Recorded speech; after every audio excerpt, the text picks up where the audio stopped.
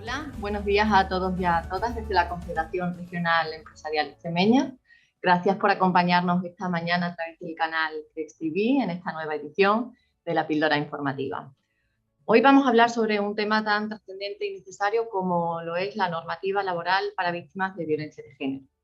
Como muchos de vosotros sabéis que sois asiduos ya a estas sesiones, esta es la quinta píldora informativa que en materia de igualdad que ofrece la Confederación Regional Empresarial Extremeña dentro de su programa para la promoción y difusión de la igualdad de oportunidades en las empresas. Este programa está financiado a través de la Junta de Extremadura, a través del INE. Como digo, es la quinta y bueno, comentar que algunos de los temas que hemos visto ya en ediciones anteriores han sido detección y acción contra la violencia de género, elaboración de los protocolos de prevención del acoso sexual y acoso por razones de sexo en las empresas y roles y estereotipos de género en la comunicación de la empresa. Todos estos podéis verlos si queréis en el canal Crexi, están ahí colgados. Y otros temas que abordaremos de aquí a final de año son temas tan interesantes como, por ejemplo, infracciones y sanciones por el incumplimiento de la normativa de igualdad, análisis y potenciación de los puestos y el liderazgo femenino en las empresas y masculinización y feminización de los puestos de trabajo, entre otros. Como siempre, iremos informando de las próximas fechas a través de los canales habituales de la Confederación para que, si son de vuestro interés, pues podáis inscribiros. Y bueno, dicho todo esto, doy ya paso a la píldora informativa de hoy, normativa laboral para víctimas de violencia de género, y a nuestra ponente. Ella es Ana María Olego García. Buenos días, Ana. Hola, buenos días, Carmen. Hola, buenos Encantada. días. Muchas gracias por acompañarnos esta mañana. Bueno, Ana es una gran profesional y conocedora de la materia y ella hoy nos va a hablar de la normativa, de los derechos de las mujeres víctimas, de la inserción laboral de estas mujeres y, entre otras cosas, de las bonificaciones a la contratación en las empresas. Comentar que Ana es licenciada en Derecho, es máster universitario en Igualdad de Género en el ámbito público y privado y máster universitario en Estudios de Género y Políticas de Igualdad. También es docente y técnica de igualdad en Castilla y León. Currículum completísimo, absoluta conocedora de la materia. Estoy segura de que nos va a hacer una exposición magnífica, como siempre. Bueno, y antes de darte paso, Ana, comentar a las personas que están conectadas que bueno, pueden hacer sus aportaciones en el canal y las preguntas que consideren y que yo te las voy a hacer llegar al final de la intervención para que puedas contestarles. Vale. ¿De acuerdo? De acuerdo. Bueno, pues dicho todo esto, te dejo ya para que nos pongas tus conocimientos sobre esta píldora normativa laboral para víctimas de violencia de género. Vale, Adelante, de Ana. acuerdo. Gracias. Bueno, pues voy a comenzar. Voy a compartir una pequeña presentación, un PowerPoint que he realizado que yo creo que nos va a servir de apoyo para explicarlo mejor y de forma más amena. Bueno, como decía muy bien Carmen, el tema de hoy del que trata esta píldora formativa es la normativa laboral de víctimas de violencia de género. Vamos a hacer una pequeña introducción para enmarcar un poco de qué estamos hablando, porque parece igual en principio, sobre todo al acuñar la metodología píldora formativa, que puede ser un tema igual sencillo y no lo es, ¿de acuerdo?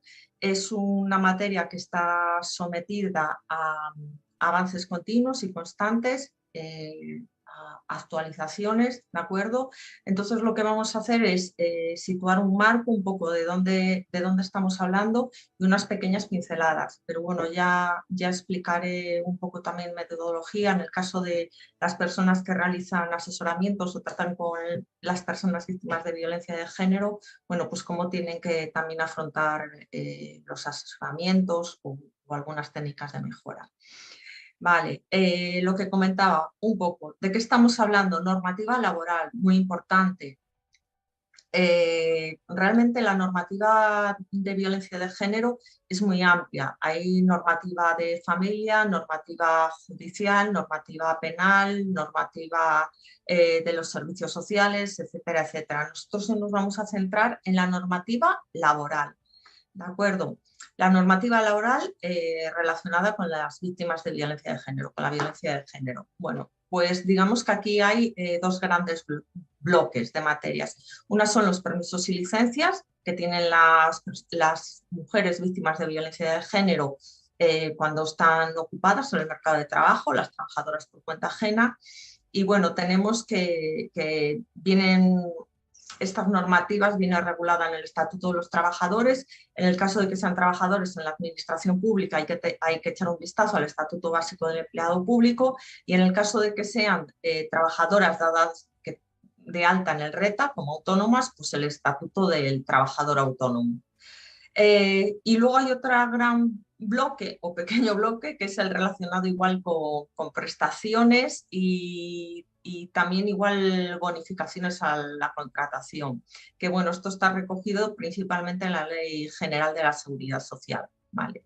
Todas estas normas, el Estatuto de los Trabajadores, el Estatuto Básico del Empleado Público, el Estatuto del Trabajo Autónomo y la Ley General de la Seguridad Social, han sido normas que han sido modificadas por las medidas recogidas en la Ley Orgánica de Protección Integral contra la Violencia de Género, ¿de acuerdo? Esta ley orgánica ha empapado, ha modificado, ha introducido modificaciones importantes en todas estas normativas. Luego hay que tener también en cuenta otra cosa, y Carmen lo señaló en la introducción. Estas normas recogen derechos básicos que pueden ser mejorados por negociación colectiva, incluso a veces se remiten a ella y establecen, digamos, unos derechos o unos permisos básicos, pero dicen lo que se remiten a lo que ponga la negociación colectiva, es decir, al convenio colectivo. Los convenios colectivos todavía no han abordado mucho esta materia. Yo me atrevería a decir que la mayoría de ellos, un alto porcentaje, igual el 80%, depende de si hablamos de convenios colectivos estatales o de carácter provincial o regionales, pues puede variar el porcentaje, pero no han abordado esta materia en general, ¿vale? Y luego tenemos ahora los planes de igualdad, que han sufrido también una modificación importante, un impulso importante con los últimos reales decreto del 2020, el Real Decreto 901 y el 902.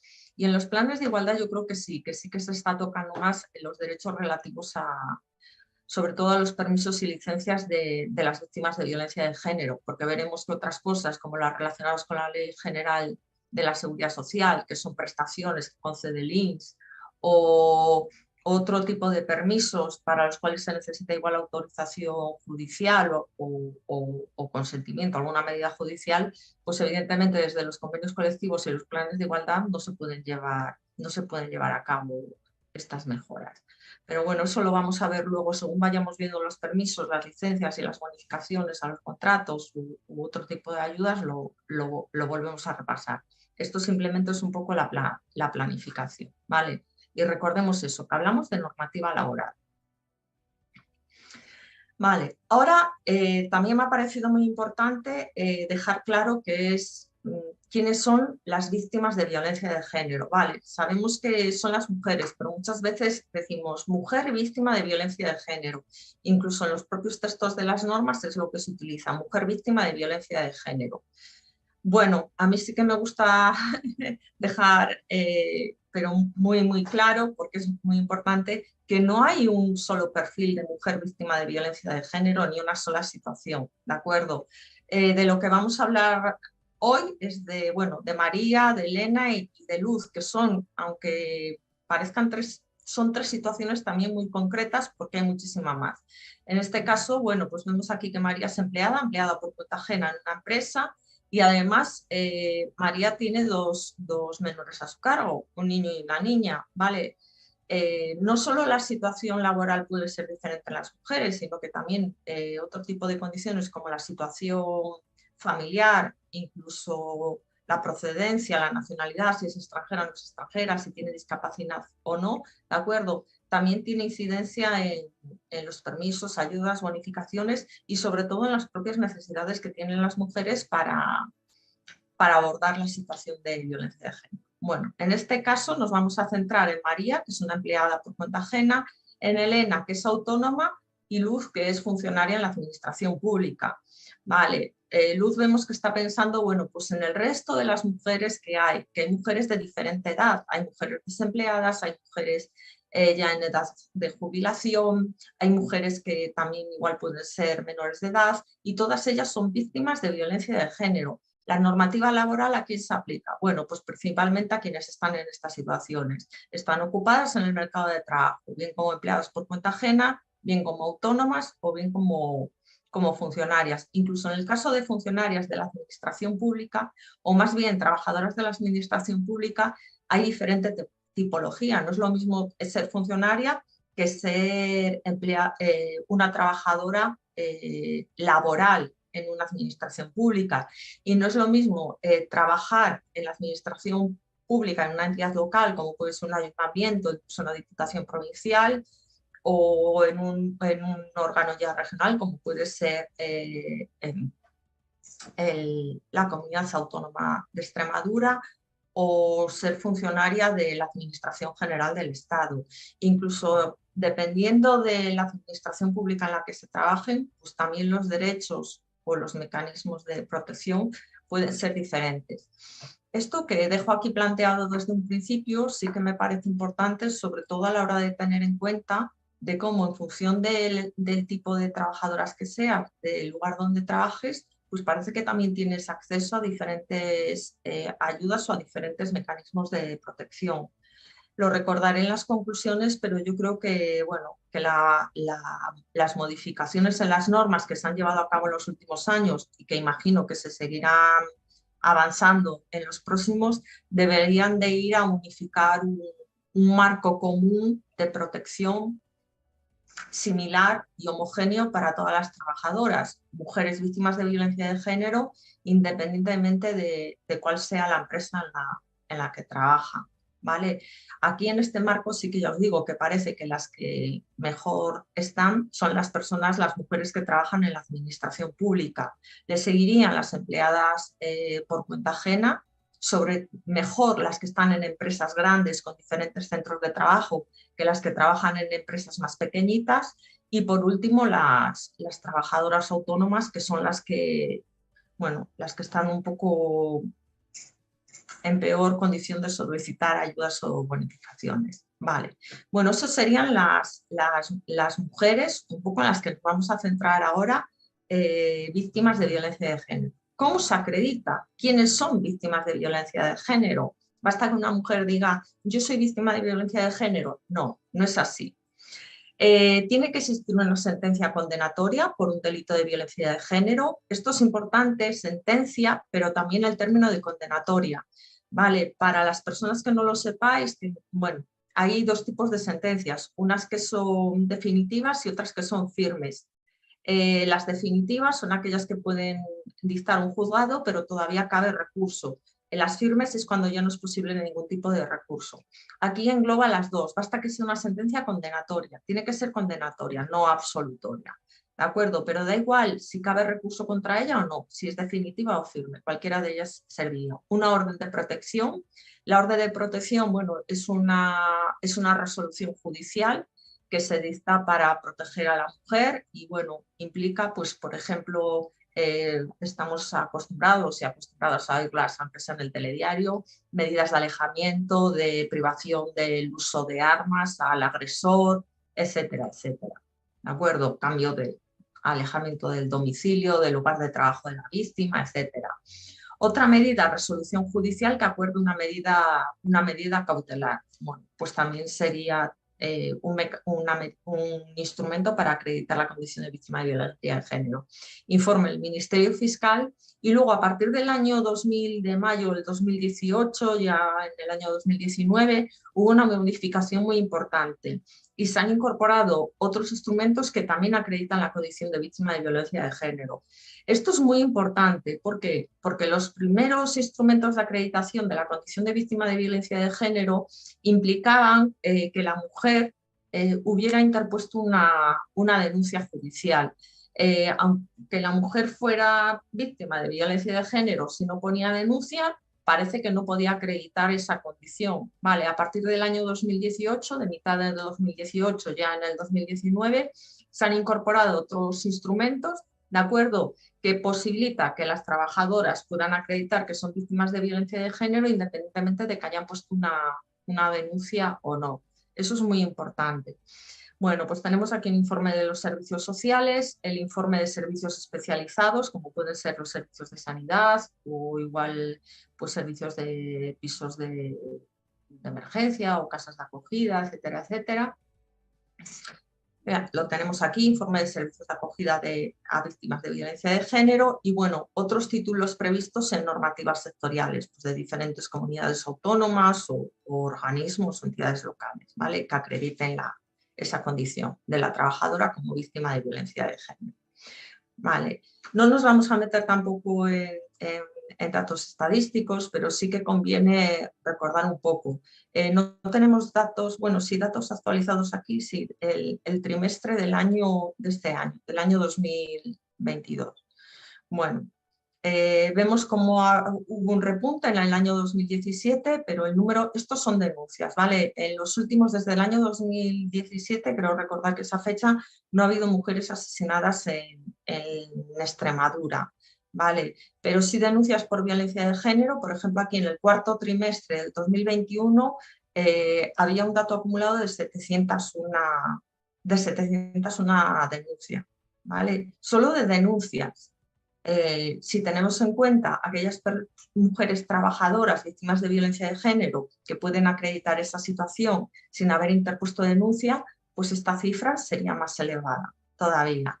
Bueno, en el Consejo General del Poder Judicial o en la página del Instituto de la Mujer, etcétera, etcétera, podéis encontrar más datos sobre el número de denuncias, fallecimientos, asesinatos, incluso sentencias judiciales por tipo de resolución, etcétera, etcétera. Pero bueno, ese no es el tema que nos interesa.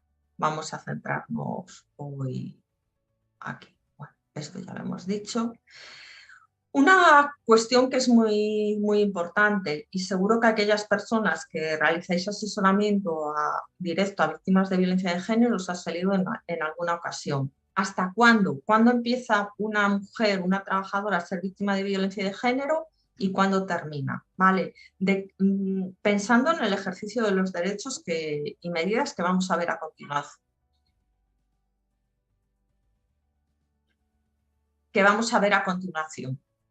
Disculpad, es que me entró un ruido de fondo que me ha despistado y pensaba que igual podía ser una pregunta. Bueno, seguimos adelante.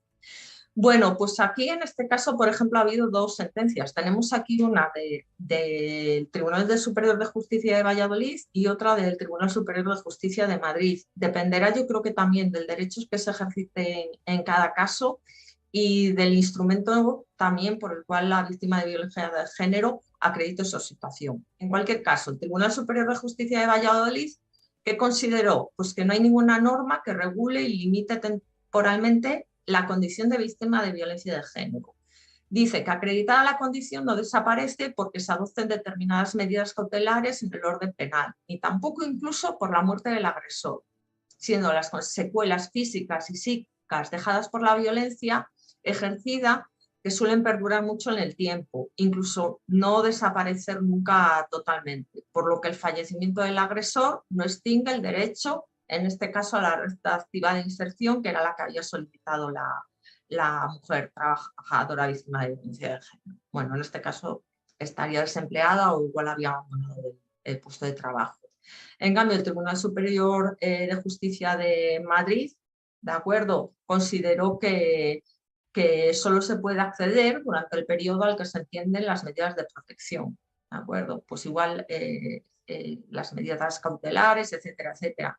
También aquí tenemos que tener en cuenta que hay, por ejemplo, medidas o documentos acreditativos de la condición de víctima de violencia de género, como pueden ser una orden judicial o medidas cautelares, que sí que tienen un fin, pero una sentencia no tiene fin. Se ha dictado en una fecha concreta una sentencia condenatoria y como mucho, si quisiéramos poner un límite temporal, pues podría ser, en el caso, por ejemplo, la sanción que se le haya impuesto al agresor. Si hay una orden de prisión de 5 años, ¿qué entendemos? Que al cabo de los 5 años, cuando el agresor sale de prisión, la trabajadora víctima de violencia de género deja de tener esa condición. No, ella tiene una sentencia, esa sentencia ha sido dictada, esa sentencia condenatoria, en una fecha concreta y parece que la condición de víctima de violencia de género no desaparece. Eso luego también, ya os digo, hay que vincularlo siempre a un derecho, porque hay derechos que por sí mismos solo se van a poder ejercer una vez, igual la ayuda a determinadas subvenciones, o etcétera, etcétera. En cambio, otros derechos, como la adaptación de la jornada laboral, que, bueno, que tienen más extensión en el tiempo. Disculpad. Modificaciones de las condiciones de trabajo. Bueno, pues vamos allá. Empezamos por hablar de la reducción de jornada. ¿Qué significa la reducción de jornada? Bueno, pues la reducción de jornada implica que la trabajadora víctima de violencia de género puede reducir su jornada. Una jornada a tiempo completo puede ser de 40 horas semanales, pues la puede reducir a 30 o etcétera, etcétera. Vale, la reducción de jornada nos dice el Estatuto de los Trabajadores. Bueno, implica una reducción de salario. Se reduce el salario de forma proporcional a la reducción de jornada. Quiere decir, si la jornada se reduce a la mitad, el salario se reduce también a la mitad. Por eso no es una medida, pues en un principio, muy, muy valiosa, porque generalmente las víctimas de violencia de género ya tienen una situación laboral complicada como consecuencia de la violencia de género, posiblemente igual tienen un trabajo, un salario no excesivamente alto, o aunque lo tengan, da igual, y como consecuencia de la reducción de jornada, el salario se reduce, cuando también la violencia de género puede conllevar pues mayores desembolsos económicos por cuestión de traslado de domicilio, costes de abogados o asistencia médicos, informes, etcétera, etcétera. Aunque muchos servicios son gratuitos, bueno, son situaciones que sí que demandan más contacto con profesionales y generalmente sí que ocasionan más gastos, ¿vale? Aunque sea simplemente coger el autobús o ponerle gasolina al coche para ir a ver al abogado o ir a ver al juzgado, ¿de acuerdo? Entonces la reducción de jornada, bueno, en un principio no es lo más aconsejable. Nos dice también el Estatuto de los Trabajadores, la reducción de jornada, bueno, pues se llega a un acuerdo con la empresa, si no lo que diga el convenio colectivo, y si no, bueno, pues se aplica lo establecido para las reducciones de jornada por cuidado de hijo familiar. Vale, la concreción horaria corresponde a la trabajadora. Con lo cual también, bueno, es otra crítica que de alguna manera, u otra circunstancia que hay que tener en cuenta. Estos derechos que vamos a ver se vinculan a la situación de violencia de género, pero son derechos que también están recogidos para otras situaciones. En este caso existe una reducción de jornada por cuidado de hijo menor de 12 años o cuidado de familiar en segundo grado. Quiere decir que puede ser posible que algunas mujeres que tengan, si tienen hijos menores de 12 años, independientemente de que sean víctimas de violencia de género o no, iban a poder solicitar una reducción de jornada. ¿De acuerdo? No es un derecho exclusivo para víctimas de violencia de género. Y vuelvo a repetir porque me parece importante. Una mujer víctima de violencia de género que tenga un menor, uno o varios menores a su cargo, menores de 12 años, podría solicitar una reducción de jornada. En negociación colectiva, bueno, la negociación colectiva puede mejorar este derecho o incluso regularlo. ¿Qué sería deseable? Que se mejorara o que se regulara por negociación colectiva. Pues los tramos de reducción, ¿de acuerdo? La reducción de jornada por cuidado de hijo, el mínimo es 1/8 que suponen una jornada de 40 horas semanales, pues 1 hora al día, y el máximo es la mitad. Bueno, pues ampliar esas franjas, de manera que la víctima de violencia de género, la trabajadora, pues pueda reducir más de 1/2 o menos de 1/8, lo que a ella le convenga. También con la reducción de jornada hay muchos problemas, no tanto con el acceso a la reducción de jornada, que es un derecho que tienen las trabajadoras, sino con la concreción horaria, ¿de acuerdo? Muchas veces, por ejemplo, en el comercio se trabaja de lunes a sábado y lo que quieren las trabajadoras es realizar una concreción horaria en acumulando la jornada de trabajo en determinados días de la semana, por ejemplo, de lunes a viernes, y el sábado no ir a trabajar, ¿de acuerdo? Bueno, pues también eso podría ser regulado en la negociación colectiva. ¿Qué ocurre? Pues que si vienen recogido en el convenio colectivo o en un acuerdo de empresa, ya está recogido. No tiene que la trabajadora, en este caso víctima de violencia de género, que ya tiene una sobrecarga psicológica y emocional, iniciar una negociación individual con la empresa, ¿de acuerdo? Sino que ya está regulado. Entonces, digamos que es otra descarga psicológica, un frente que ya no tiene que afrontar. Simplemente se aplica lo establecido en la norma. Otro derecho, adaptación de la jornada.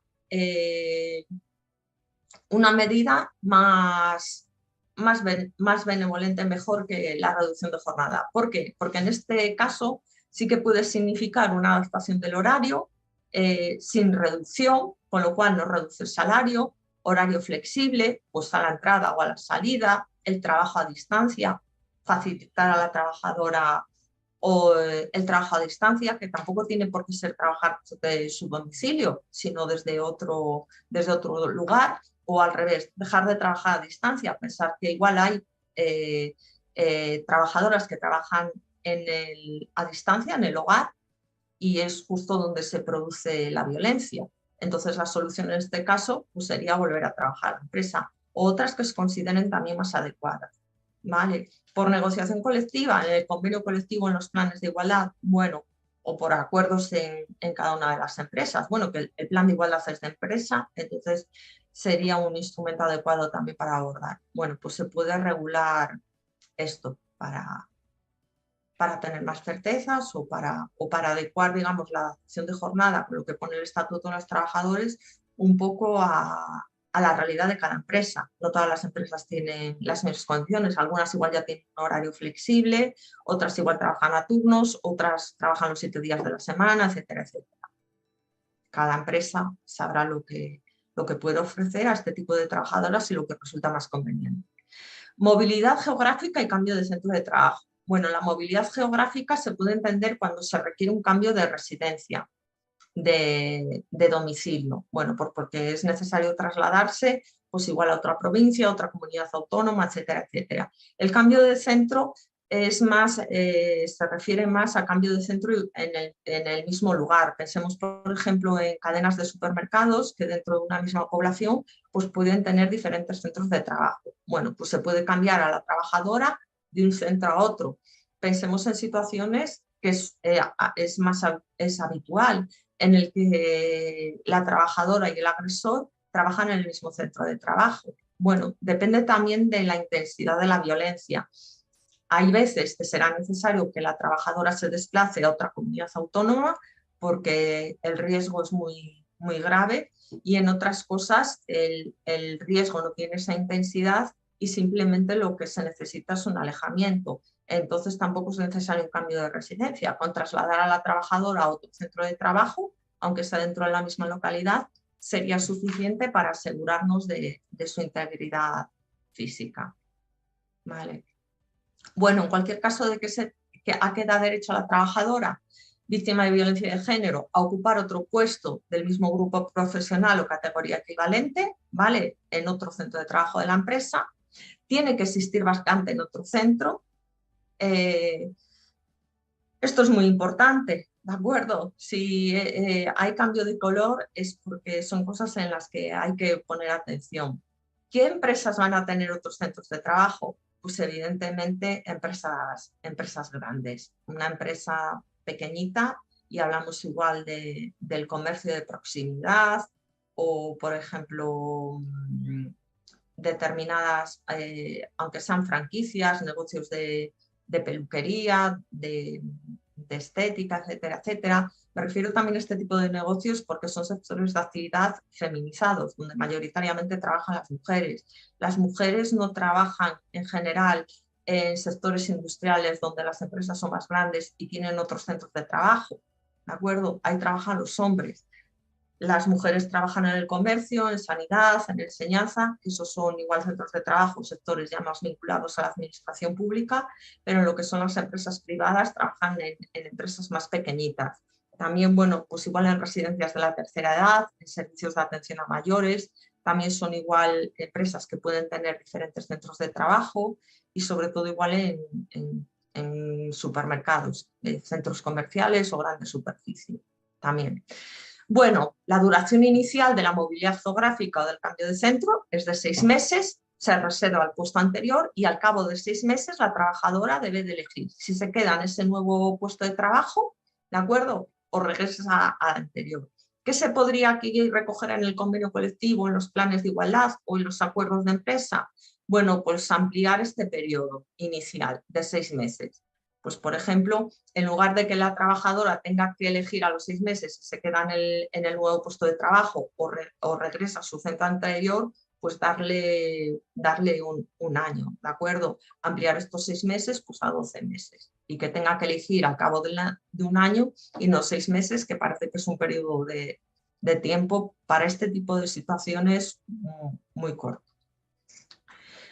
Otro derecho, suspensión del contrato de trabajo. Bueno, ¿de qué se trata aquí? Bueno, la suspensión del contrato de trabajo es suspender la obligación de la trabajadora de realizar el trabajo que hace, de ir a trabajar, ¿vale? Y la empresa de pagar las retribuciones. Como ejemplos de otras suspensiones del contrato de trabajo, pues lo que ahora se llama permiso por nacimiento y cuidado del menor, que antes era el permiso de maternidad y paternidad. También cuando estamos de baja médica, de incapacidad temporal, también tenemos una suspensión del contrato de trabajo. ¿De acuerdo? Bueno, pues en este caso sería una suspensión del contrato de trabajo por ser víctima de violencia de género. Bueno, decir que todos estos derechos de los que hemos estado hablando, tanto la adaptación, la reducción de jornada, el cambio de centro, los debe de solicitar la mujer trabajadora, ¿de acuerdo? La suspensión, pues también. ¿Cómo se concede? Bueno, pues por un periodo inicial de 6 meses. Puede existir una prórroga por periodo de 3 meses, hasta un máximo de 18, pero tiene que ser acordado así por el juzgado, ¿de acuerdo? En el marco judicial. ¿Qué conlleva esto? Bueno, pues cotización efectiva. Aunque la trabajadora tenga el contrato suspendido, cotiza efectos de jubilación, incapacidad permanente, muerte, supervivencia, maternidad, desempleo, cuidado de menores afectados de cáncer o otras enfermedades graves, y la trabajadora, una vez transcurridos estos plazos, los 6 meses, o bien en el caso de prórroga, se puede incorporar en las mismas condiciones en las que tenía. Vale. A efectos de jubilación, evidentemente, es muy importante. Las mujeres en general, también porque se siguen asumiendo más tareas de cuidado del hogar y de hijos, pues tienen carreras más cortas y con menores bases de cotización. Entonces, que se le computa a efectos de jubilación este tiempo de suspensión del contrato de trabajo es importante, ¿vale? 18 meses es un año y medio de cotización, es un periodo importante. Y luego, de cara al desempleo, bueno, pues esto quiere decir que durante estos 6 meses o el tiempo de suspensión, la trabajadora va a poder acceder a la prestación de desempleo, lo que se llama normalmente paro, siempre que haya generado este derecho, es decir, que haya cotizado anteriormente para generar este derecho. No se le da automáticamente. Si la trabajadora no reúne los requisitos, no lo va a cobrar. Pero si los reúne, sí que va a cobrar. Durante este periodo de suspensión, tiene derecho a la prestación de desempleo, con lo cual va a tener ingresos, no se queda sin ningún tipo de ingreso para su familia. Y además, lo veremos luego también, lo recordaremos, este periodo en el que la trabajadora está en suspensión del contrato de trabajo, aunque reciba el periodo de desempleo, es un tiempo también que luego en el caso de despido, ¿de acuerdo?, le va a cotizar, cotiza también para desempleo. Es decir, si finalmente tras el periodo de suspensión la trabajadora decide extinguir su contrato de trabajo o se reincorpora al puesto de trabajo y al cabo de un año el contrato de trabajo expira, bien por otras circunstancias, objetivos, cierre de la empresa,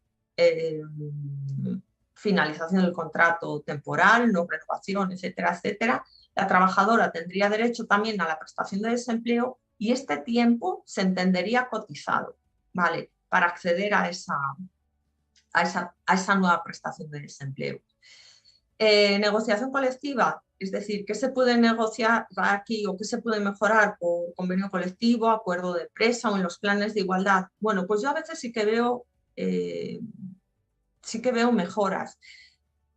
Me parece un poco quizás imprudente, es una opinión personal, ¿de acuerdo? ¿Por qué? Porque fijaros que aquí muchas veces lo que se hace es mejorar y este periodo inicial de 6 meses se amplía a 12 meses, etcétera, etcétera, como anteriormente se hacía con la movilidad geográfica o el cambio de centro. Pero hay que tener en cuenta una cosa, que si bien la movilidad geográfica o el cambio de centro no estaba condicionado igual a una resolución del juez, en el caso de la suspensión del contrato, sí se necesita, para prorrogarlo después de los 6 meses, se necesita una resolución judicial, ¿de acuerdo? Entonces, los acuerdos de empresa, del tipo que sean, no pueden incrementar estos periodos cuando lo que es necesario es una resolución judicial, ¿de acuerdo? Entonces aquí, la negociación colectiva, acuerdos de empresa, etcétera, etcétera, cuidadín con lo que se acuerda porque a veces luego no es viable, no es posible.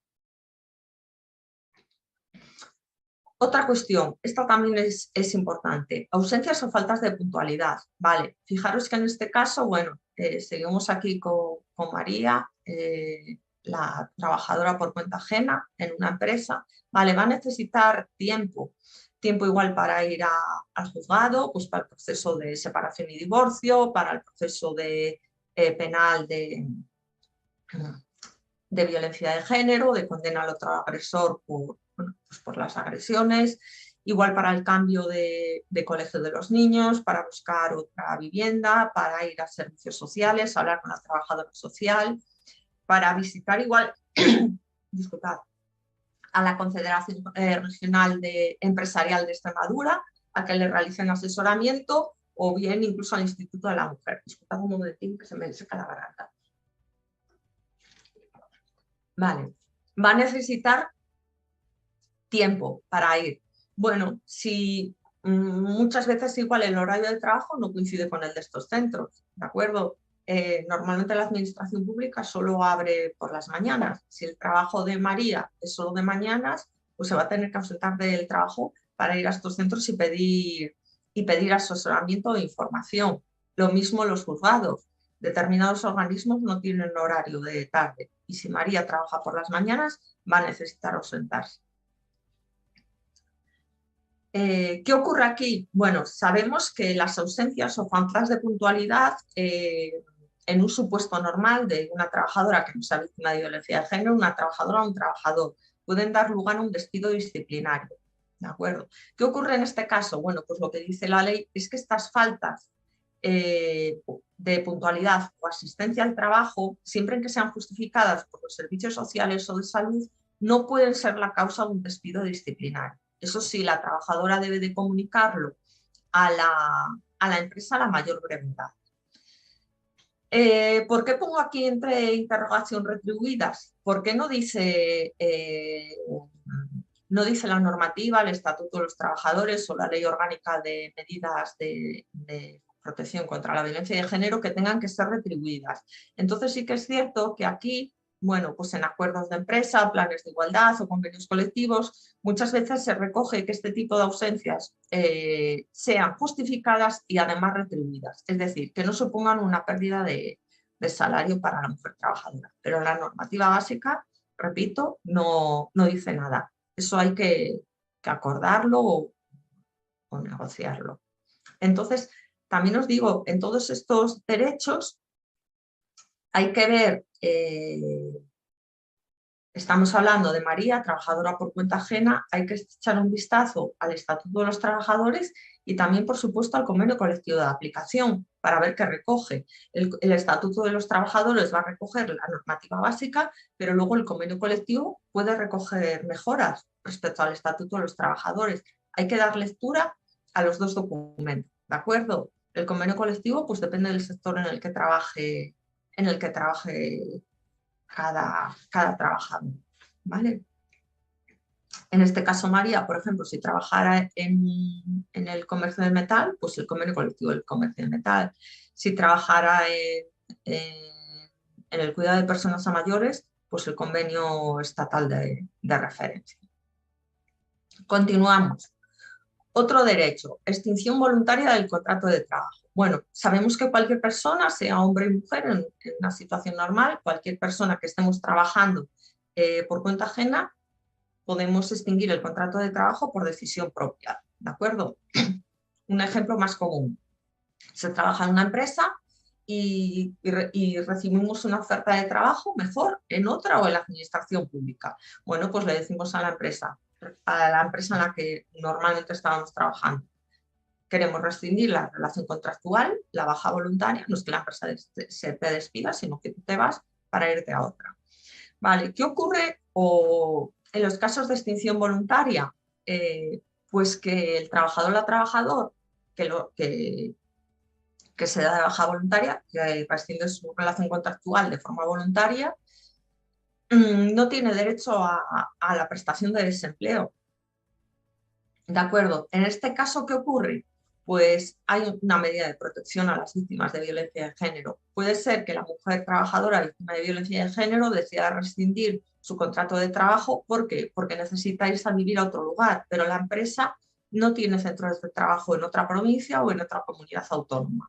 ¿De acuerdo? Y la trabajadora, pues para velar por su salud o por su propia vida, necesita alejarse del lugar de residencia donde también tiene su puesto de trabajo. Entonces, lo que se posibilita es a la trabajadora rescindir la relación laboral, pero sí tener acceso a la prestación de desempleo. ¿De acuerdo?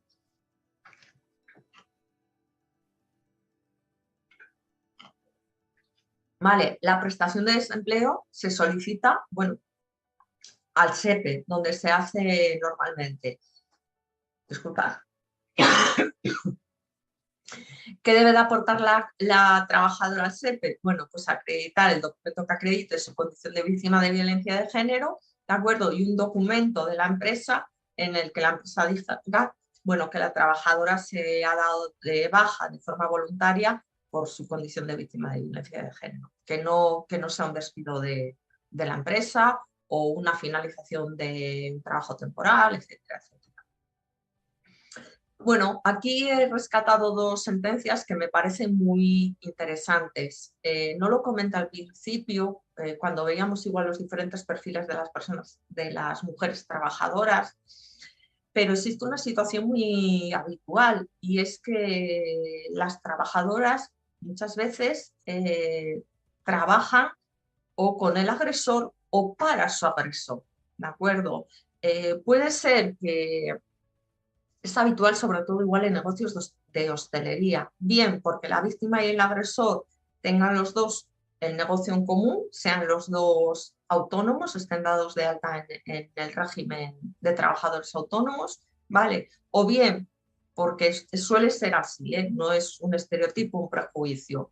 Los casos que yo conozco y sentencias que he analizado es así: el titular del negocio es él y es ella la que entra a trabajar, pues igual como camarera en el negocio que tiene él. Vale. Entonces esto sí que es muy interesante. Fijaros que antes hablábamos que la trabajadora tenía derecho a la resolución del contrato por ser víctima de violencia de género. Vale, en este caso, ¿qué hizo? Bueno, aquí se trata, en esta primera situación, de una trabajadora que trabajaba para el agresor. Bueno, en lugar de solicitar una resolución voluntaria, lo que hizo es solicitar una resolución del contrato de trabajo en base al artículo 50 del Estatuto de los Trabajadores. ¿Qué ocurre? Que cuando la trabajadora solicita la rescisión del contrato de trabajo por ser víctima de violencia de género, no tiene derecho a indemnización, ¿vale? Sí tienes derecho a acceso a la prestación de desempleo, pero la empresa no te tiene por qué indemnizar por finalización del trabajo. Claro, el artículo 50 del Estatuto de los Trabajadores dice que serán causas justas para que el trabajador pueda solicitar la extinción del contrato el incumplimiento grave de las obligaciones por parte del empresario.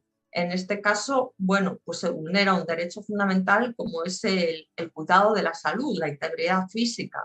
Entonces aquí evidentemente la trabajadora sale beneficiada porque extingue el contrato de trabajo, pero no solo tiene derecho a las prestaciones de desempleo, sino que además tiene derecho a una indemnización, ¿de acuerdo? Porque no se va porque, entre comillas, ella quiera, sino porque seguir en el puesto de trabajo significa un peligro muy grave para su salud, que es un derecho fundamental. Entonces tiene derecho a dos cosas, la prestación de desempleo y la indemnización por despido, ¿vale? Esto se puede realizar cuando la trabajadora trabaja para el agresor, ¿de acuerdo? Quien la emplea, el empresario, es el agresor. Si no, no, porque no puedes hacer a la empresa responsable de la situación de violencia de género que se genera en otro ámbito, que es el familiar.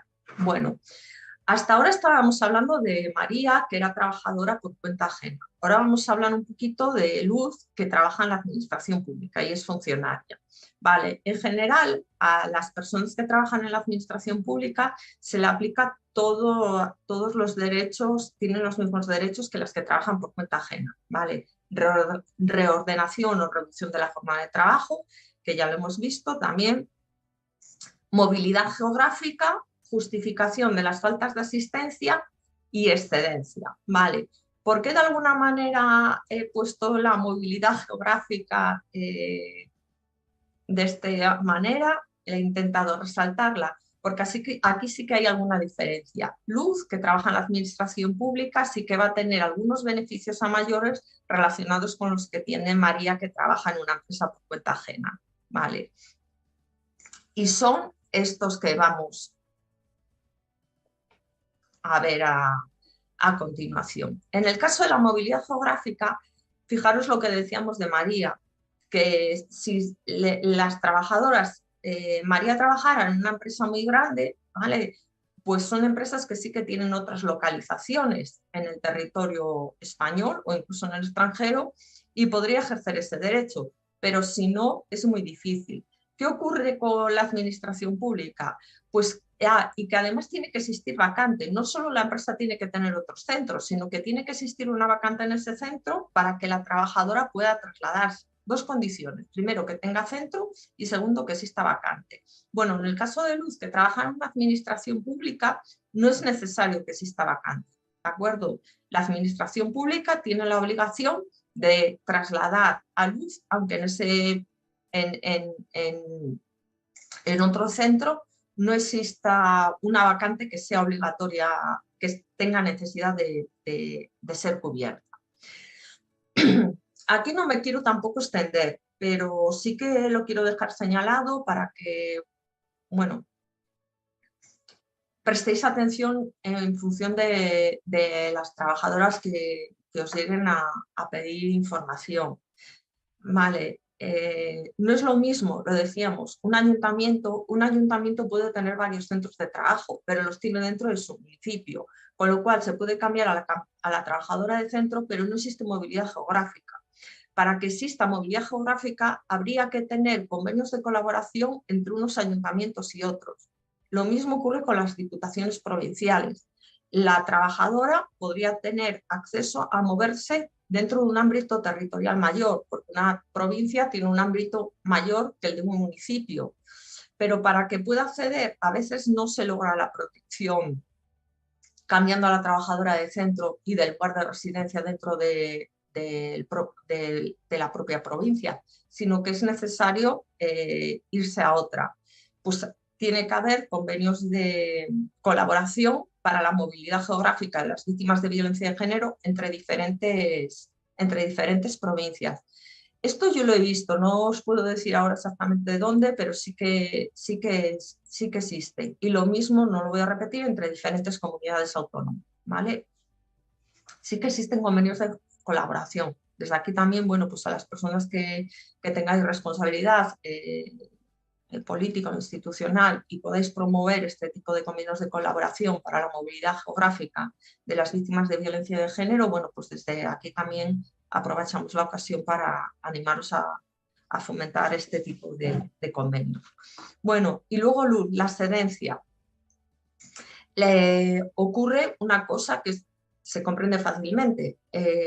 Las funcionarias tienen la plaza en posesión, no pueden darse para su propio beneficio, ni son despedidas ni pueden darse de baja. Bueno, podrías renunciar al puesto de trabajo, pero parece que no tiene tampoco mucho sentido. Un puesto de trabajo normalmente al que se ha llegado por oposición, y no os digo nada si igual eres del grupo A o etcétera, etcétera.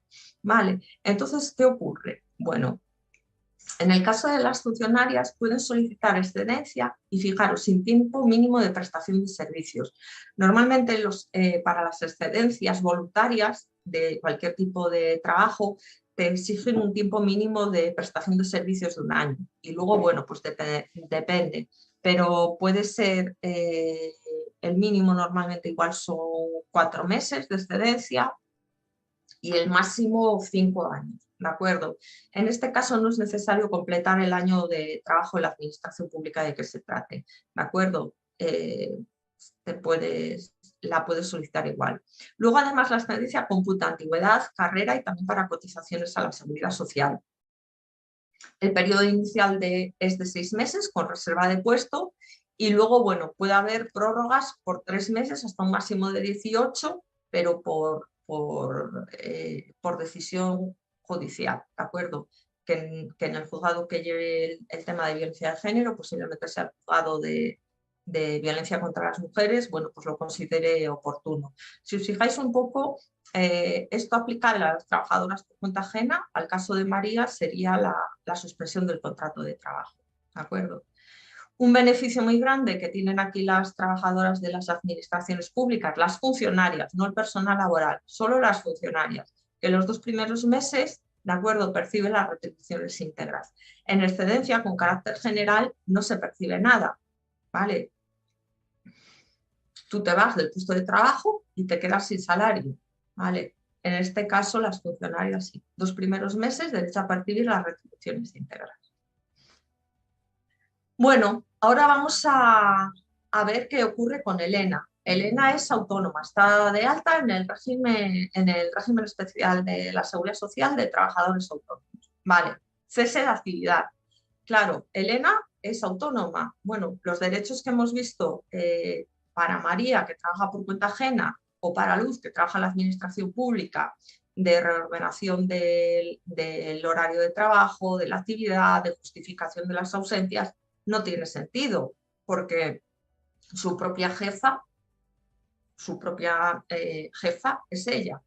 Vale, entonces, bueno, ¿qué está previsto aquí para las trabajadoras autónomas? Bueno, pues que puedan cesar en su actividad. Sería lo que en el caso de Elena es una suspensión del contrato de trabajo y en el caso de Luz, bueno, pues hemos visto una excedencia.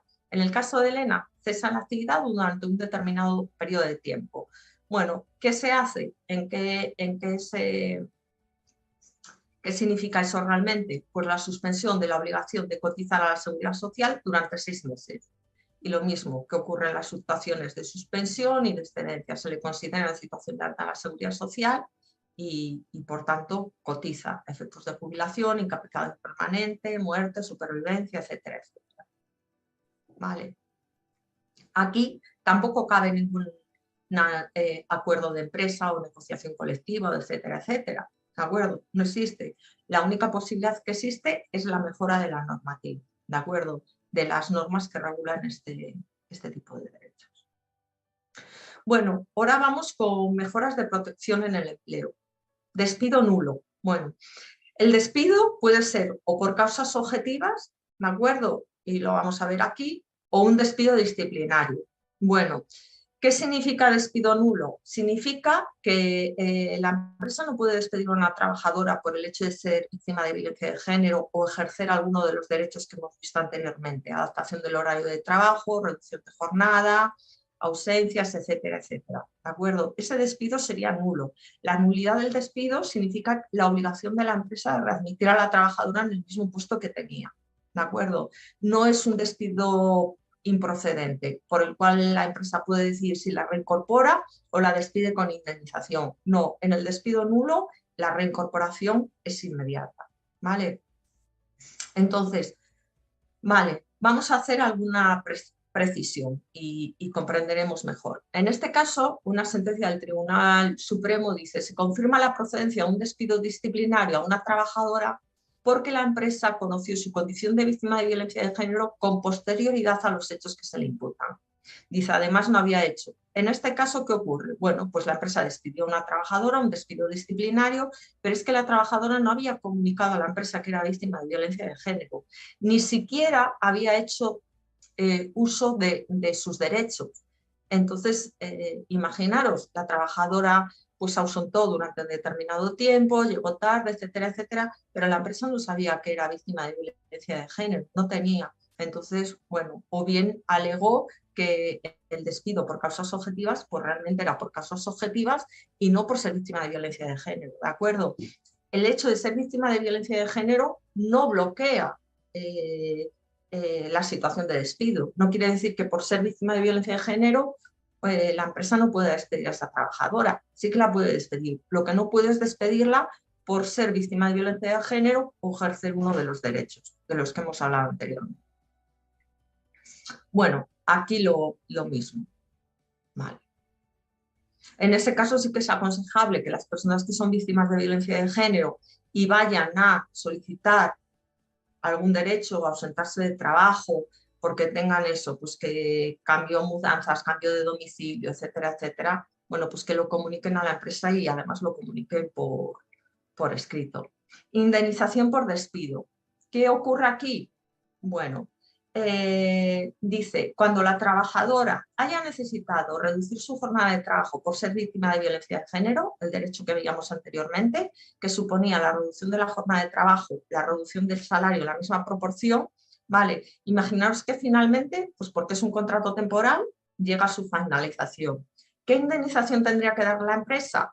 Pues tendría que dar la indemnización correspondiente al contrato temporal, pero en función de la jornada de la trabajadora ordinaria, no de la jornada reducida por ser víctima de violencia de género, sino de la jornada ordinaria, la que figura en el contrato de trabajo inicial. Bonificaciones relacionadas con la contratación. Estas van dirigidas a la empresa, fijaros, a la empresa hay algunas y otras, bueno, a las mujeres. A la empresa para sustituir a las trabajadoras víctimas de violencia de género que han solicitado o movilidad geográfica o cambio de centro de trabajo o suspensión del contrato de trabajo. ¿Vale? Y también hay bonificaciones para contratar a trabajadoras víctimas de violencia de género. En el caso de las mujeres trabajadoras por cuenta ajena, bueno, pues hay una ayuda en el caso de disminución salarial hay un nuevo contrato de trabajo y significa una disminución salarial respecto al contrato de trabajo anterior. ¿Vale? Y también hay unas ayudas por traslado de residencia. En el caso de trabajadoras autónomas, bueno, pues no hay nada.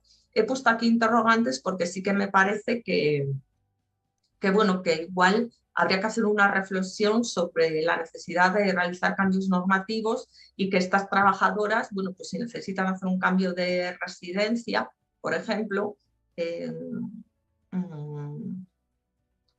por un nuevo contrato de trabajo, también puedan tener acceso a estas ayudas. Las de las empresas, bueno, las ponemos aquí. Contrato indefinido a tiempo completo, da igual que la trabajadora esté desempleada o no. Y también esta bonificación se aplica a la transformación de contratos temporales en indefinidos. Bueno, supone una bonificación en las cuotas empresariales a la seguridad social de 125 euros al mes, un máximo de 1.500 al año y durante 4 años. Claro.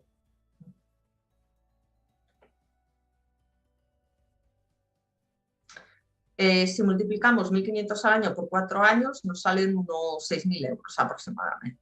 Vale. Y también hay una bonificación a la empresa cuando se contratan a víctimas de violencia de género con contrato temporal. Bueno, en este caso son 50 euros al mes, 600 máximos al año, pero durante toda la vigencia del contrato. No tiene límite temporal. Existen bonificaciones también a las empresas cuando realizan contratos de interinidad, es decir, para sustituir a las víctimas de violencia de género que por el ejercicio de algunos de los derechos que les corresponden no están trabajando en la empresa. En este caso tenemos suspensión del contrato de trabajo, ¿vale?, que ha solicitado, bueno, la trabajadora, pues en este caso es un 100% de las cuotas empresariales a la seguridad social por contingencias comunes y durante todo el tiempo de suspensión del contrato de la trabajadora víctima de violencia de género. Y luego en el caso de movilidad geográfica, bueno, pues si se contrata a una persona para sustituir a la víctima de violencia de género que se ha ido a otro centro de trabajo, pues el 100% de las cuotas empresariales a la seguridad social por contingencias comunes durante 6 meses. Estas son ya para la trabajadora. En este caso, volvemos a María. María, bueno, dejó el trabajo que tenía en una empresa y se ha incorporado a otro nuevo trabajo, bueno, pues igual en un centro donde no está su agresor. Vale. Pero ¿qué ocurre? Que en este segundo trabajo María cobra menos. Bueno, pues el supuesto es extinción voluntaria del contrato de trabajo en la empresa donde María trabajaba antes y un nuevo contrato de trabajo indefinido temporal, pero durante un mínimo de 6 meses. ¿Qué significa exactamente la pérdida de salario? Bueno, pues que el promedio de las bases de cotización de los 6 meses desde la fecha de finalización y los 6 meses anteriores del contrato anterior es mayor a las bases de cotización, al promedio de los 6 meses del nuevo contrato. Vale, bueno. ¿Y la ayuda qué significa? Bueno, pues la percepción de la diferencia. Cada 6 meses, durante un máximo de 12 meses, es decir, se va a hacer 2 veces, a los 6 meses y a los 12 meses. Se hace una valoración de las bases de cotización anteriores y de las nuevas, se paga la diferencia hasta un máximo de 500 euros, ¿vale? Y durante un máximo de 12 meses. También existe una ayuda por gastos de cambio de residencia. El supuesto, pues que hay un nuevo contrato. Vale, María dejó el empleo anterior y se ha trasladado a otro domicilio. Cambio de residencia habitual y tiene que estar a más de 500 a 50 kilómetros o más. Vale, ¿qué beneficios? Bueno, pues son estos. Hay un gasto de desplazamiento, si es en transporte público, pues lo que cuesta el billete o el pasaje, si es un vehículo particular, la cuantía establecida por las administraciones públicas para este tipo de indemnizaciones y además también los peajes. Gasto de transporte de mobiliario en seres, el coste de traslado y hasta un máximo de 4 veces el IPREM. ¿Vale? El IPREM, bueno, hay que ver el que se aplaca en el año concreto. Gastos de alojamiento, que puede ser alojamiento en un hotel, en un hostal, en cualquier otro establecimiento, alquiler de vivienda o adquisición de vivienda. Los 2 primeros meses desde la vigencia del contrato y un máximo de 10 veces el IPREM. Y luego, bueno, en el caso de educación infantil, el primer ciclo de educación primaria o los servicios de atención a las personas dependientes de la mujer, vale, los 12 primeros meses del contrato, dice, y un máximo hasta 4 veces el IPREM. Bueno, ahora resulta, en el caso, ¿qué ocurriría si María, en lugar de trasladarse a 50 kilómetros a trabajar a otra empresa, decide iniciar una actividad por cuenta propia? Bueno, pues también tendría una ayuda. ¿Requisitos? Pues que sea su alta inicial o bien, ¿vale?, también tendrían acceso otras víctimas de violencia de género que no hayan estado dadas de alta como autónoma en los 2 años anteriores. ¿Qué beneficio tienen? Bueno, pues las contingencias comunes durante los 12 primeros meses, es decir, durante el primer año, si se cotiza, si la trabajadora opta por cotizar por la base mínima, pues se le abonan los 60 euros, ¿vale? Y si opta por una cotización superior, bueno, pues se le reduce el 80%. ¿Otras ayudas que hay? Bueno, acceso a la jubilación anticipada. Hay unos requisitos para acceder a la jubilación anticipada. Si la trabajadora cumple esos requisitos y además extingue de forma voluntaria su contrato de trabajo por víctima de violencia de género, podría tener acceso a la jubilación voluntaria. Derecho a la pensión de viudedad aún sin pensión compensatoria, ¿de acuerdo? Cuando las mujeres acceden a la pensión de viudedad, generalmente es porque existe y es en la misma cantidad, en los casos de separación y divorcio, a la pensión compensatoria que estaban percibiendo. Bueno, si la trabajadora es víctima de violencia de género, va a tener derecho a la pensión de viudedad, aunque la sentencia, en la sentencia de divorcio o separación no se hubiera acordado pensión compensatoria. Y luego hay una serie de ayudas económicas que no son estrictamente ayudas laborales. Pero bueno, sí que me ha parecido, darían lugar para otro curso extenso, pero sí me ha parecido recomendable por lo menos recogerlas. La que recoge la Ley Orgánica de Violencia de Género, el artículo 27, la RAI, el ingreso mínimo vital. Muchas, la del artículo 27 de la Ley Orgánica de Violencia de Género, sí que es específicamente creada para las mujeres víctimas de violencia de género. Otras ayudas las pueden percibir también otros colectivos y bueno, dentro de esos colectivos se ha incorporado también a las víctimas de violencia de género, ¿de acuerdo? Como por ejemplo el ingreso mínimo vital, que es una de las últimas ayudas creadas con motivo de esta última situación de crisis económica generada por el COVID. Bueno, pues las mujeres víctimas de violencia de género también podrían tener acceso a ellas, pero no solo. Aquí se han establecido otro tipo de ayudas, pero estas son más bien de penalización a los agresores. No se reconocerá el cumplimiento de brecha de género al padre que haya sido condenado, y aquí, más que la penalización al agresor, sí que me interesa que conozcáis que las mujeres que han tenido uno o más hijos, bueno, en la jubilación se ha establecido una ayuda, no una ayuda, sino digamos, un incremento del porcentaje de jubilación para compensar esa pérdida de vida laboral o de bases de cotización por el cuidado de las personas, de los hijos. En determinadas situaciones excepcionales la pueden cobrar los padres, el otro progenitor, cuando la madre no lo cobra.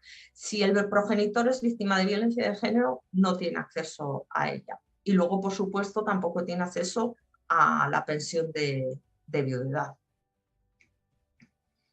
Ya estamos finalizando. Bueno, aquí nos queda también, sin extendernos, sí que me parece interesante también recordar que más allá de la línea de ayudas que vimos antes de bonificación durante el primer año a las trabajadoras víctimas de violencia de género que hayan dejado su trabajo anterior de forma voluntaria e inicien un negocio, bueno, pues sí que hay subvenciones al programa de promoción de empleo autónomo, el programa de inserción laboral y en general yo creo que cualquier línea igual de ayudas para el inicio de la actividad económica. Ahora estoy, por ejemplo, pensando en las subvenciones SICO, pero no lo sé. Sí que habría que hacer una lectura con detenimiento porque es posible que el hecho de que la persona que solicite esa ayuda o subvención para el inicio de una nueva actividad empresarial, si es víctima de violencia de género, tenga algún tipo de ayuda. Y voy ya con las conclusiones. Bueno, esto es una píldora informativa, simplemente quería recordaros que en la página web de la Confederación Regional Empresarial Extremeña está haciendo una gran labor de difusión de este tipo de derechos, de información y asesoramiento a las mujeres trabajadoras víctimas de violencia de género y a las autónomas o empresarias en particular. Entonces, bueno, que no dudéis o en visitar su página informativa o en ponerse en contacto con la Confederación para solicitar más información o ayuda.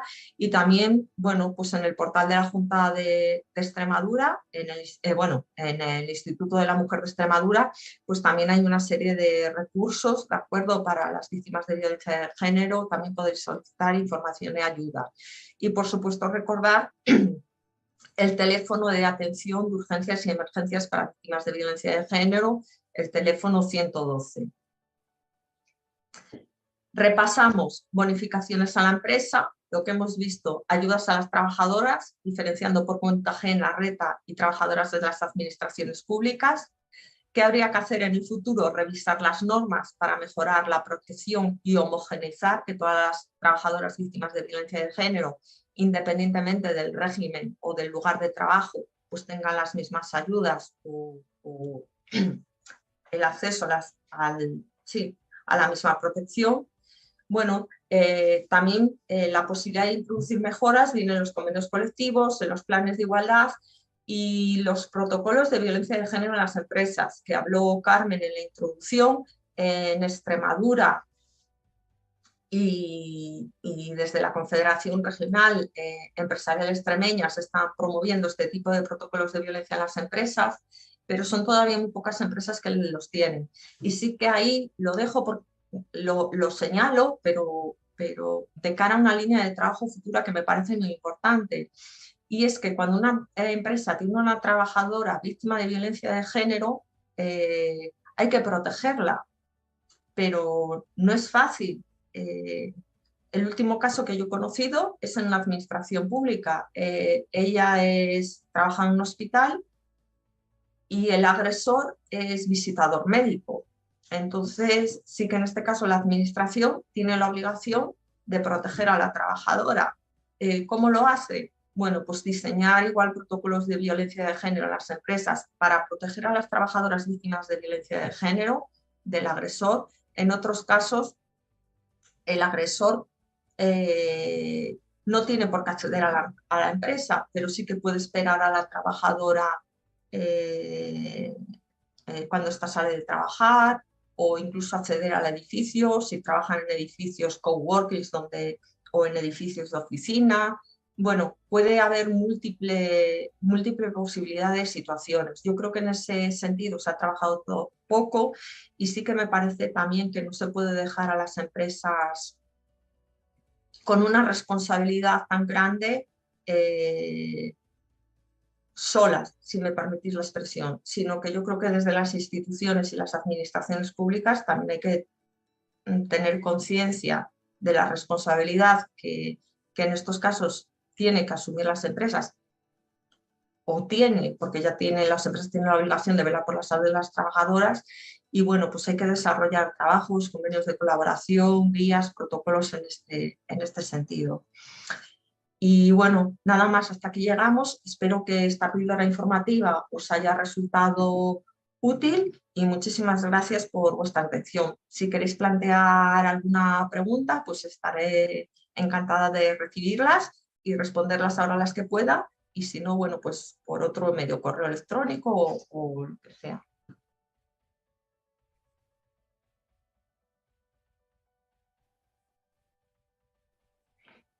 Carmen, no se te oye porque tienes el micro apagado.